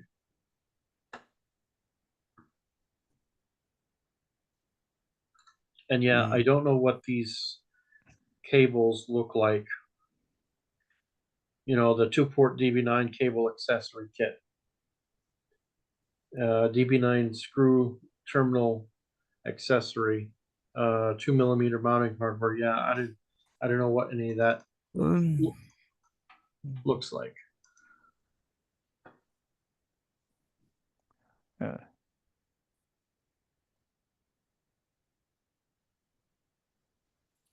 I think I'm going to head to bed, and maybe I will solve some of these problems in my sleep.